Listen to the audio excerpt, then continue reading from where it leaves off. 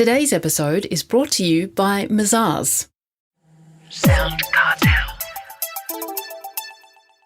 The federal election is now behind us and a new government is finding its feet. But what will be the fallout for the economy? And will Labor move to restructure the tax system? From SoundCartel, this is Business Essentials Daily. I'm Peter Letts, filling in for Nicole Goodman.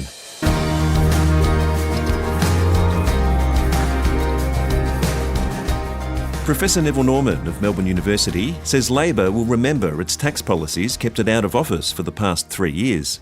But he says Labor will face some huge economic challenges thanks to external pressures. Neville Norman starts by explaining those challenges to Jeff Waters.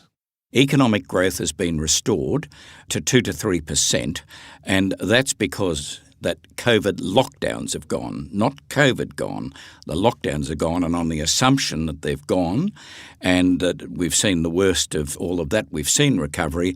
But some sectors, as we know, particularly international travel, CBD office use, and some other activities have been permanently reduced, and we've got supply shortages of materials and labour in many areas. Despite that, the underlying growth in the national economy measured by GDP, horrible term, it means that the mainspring for jobs, profits and the revenue in most of your businesses has recovered and is likely to recover irrespective of what happened at the election.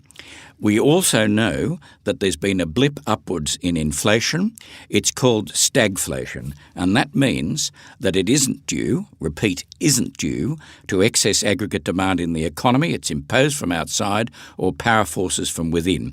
The last time we saw it was 1974, where a new government decided that they'd correct equal pay by a 40% pay increase in one hit, and we had a quadrupling of global prices for oil. Now, what we've seen recently, even if there is a bit of a wage scramble, is nothing to what we had in 1974, and that's reassuring.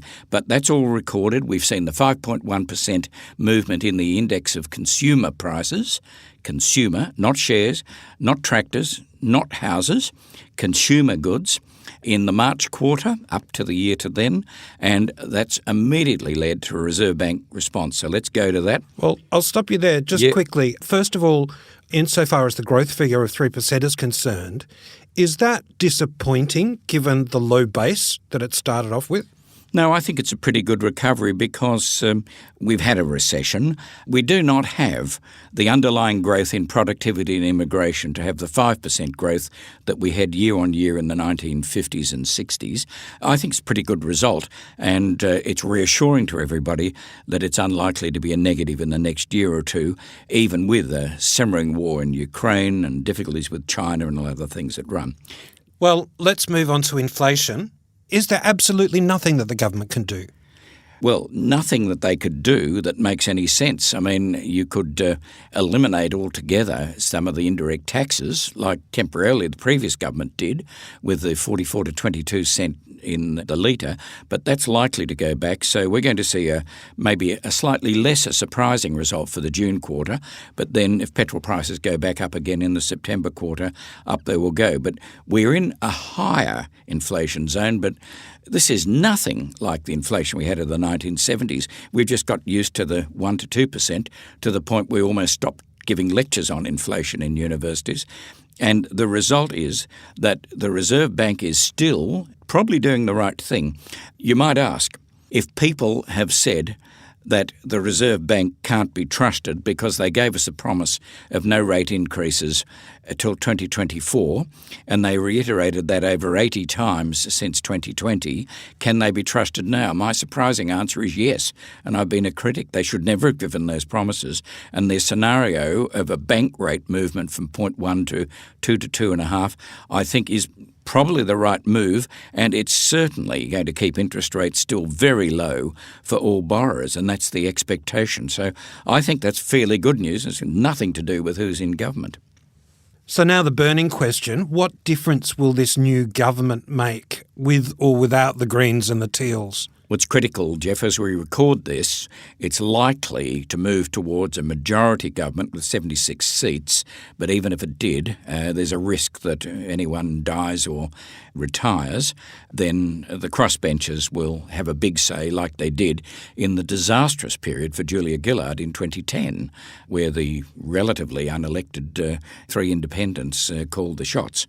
I don't think it's going to be quite like that, but three big things that are important for everyone in business to look at. First of all, the biggest of all is the environment, but I'm guessing that most of you are not about to start a coal mine or a gas field, and in which case all of this business, and to be precise about it, how quickly will they move for the CFC emissions and on hydrogen and alternative energy.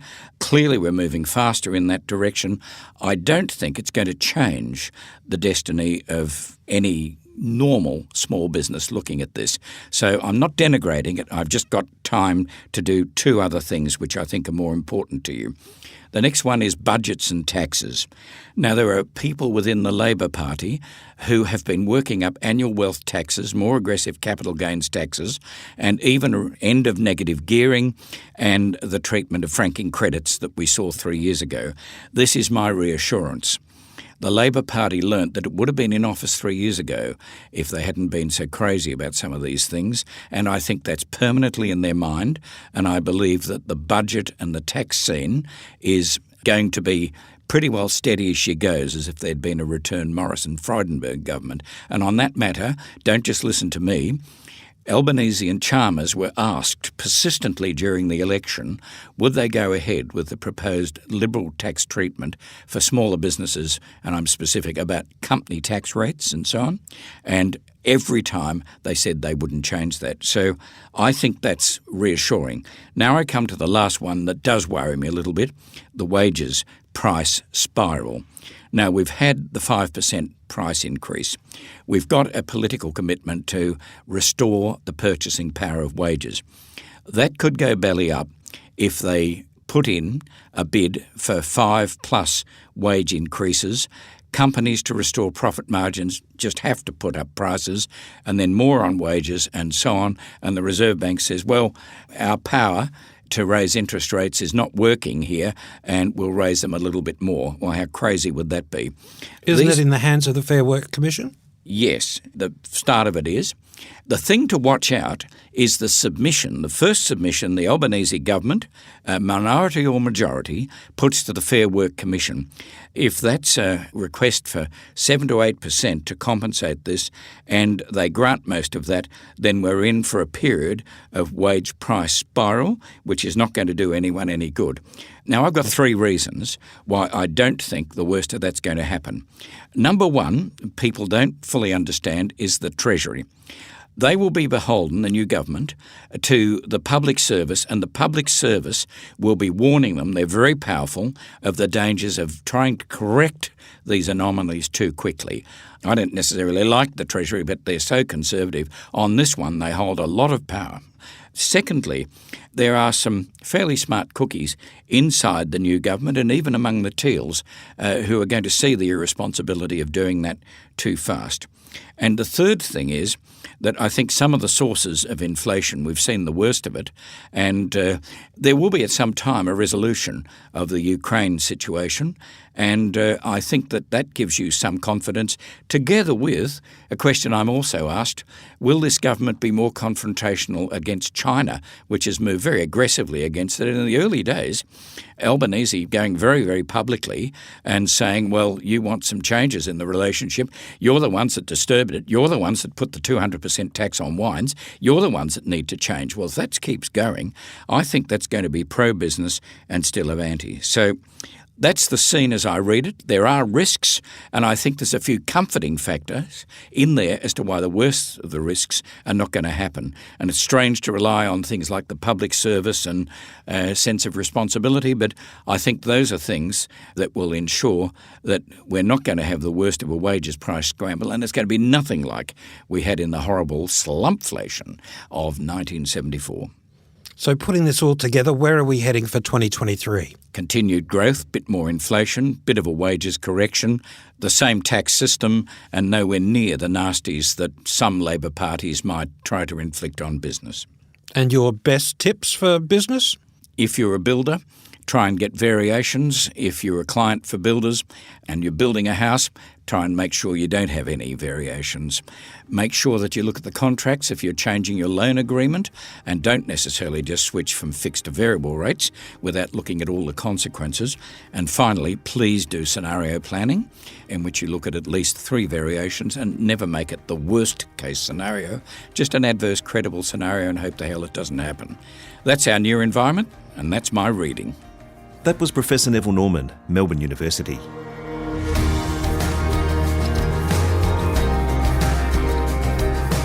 This episode of Business Essentials Daily is produced by the team at SoundCartel. Thanks for listening. I'm Peter Letts.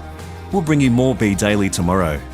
Follow @Be Daily Podcast across social media and head to bedaily.com.au for more from the Business Essentials Daily Podcast.